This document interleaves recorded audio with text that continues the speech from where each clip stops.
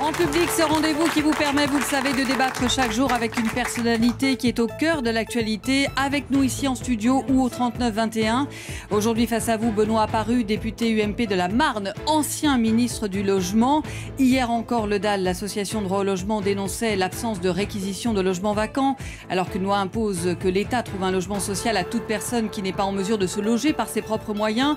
Ce matin, Europe 1 faisait le bilan de la taxe mise en place pour dissuader les propriétaires de louer au prix fort des micro-logements, en gros des logements inférieurs à 14 mètres carrés. Taxe visiblement sans effet quand on recense les petites annonces avec des prix toujours aussi élevés. Les ministres, les lois se succèdent pour trouver une solution pour les 3 500 000 mal logés, pour relancer le bâtiment. Loi Duflot sur l'encadrement des loyers, à peine votée, détricotée, transformée en loi Pinel. Les propriétaires, eux, vivent ces lois comme autant de contraintes qui les dissuadent de louer. Presque 300 000 logements vides à Paris, 50 000 à Nice, 40 000 à Lyon. Sur toutes ces questions, les auditeurs d'Europe 1 vous interpellent. Benoît Apparu, vous avez 20 minutes pour vous expliquer.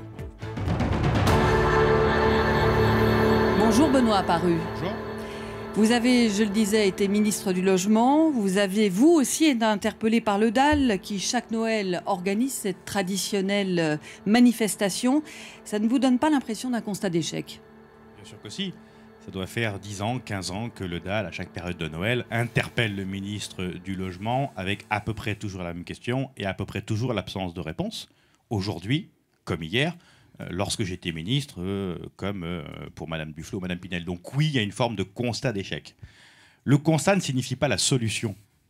Et de ce point de vue-là, je ne partage pas les analyses du DAL sur les préconisations qui sont les leurs. Je pense par exemple à la réquisition de logements. Jacques Chirac, de droite, l'a essayé. Ça a marché? Non.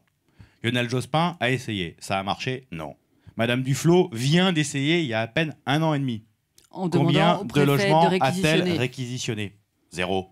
On nous parle de Pourquoi 120 000 logements toujours vacants à Paris, dans la capitale. Parce que ce n'est pas la solution, tout simplement. Ce n'est pas la solution parce que réquisitionner un logement vacant, ça demande des mois et des mois. Si les logements sont vides, c'est régulièrement parce qu'il y a des travaux à faire dans les logements. Donc ça prendra 18 mois avant de lancer les permis, de faire les travaux et de remettre le logement sur le marché. Bref, ce n'est pas une solution. La solution ne résidera jamais, me semble-t-il, dans les contraintes imposées en permanence aux propriétaires. Pourquoi? Pour une raison très simple.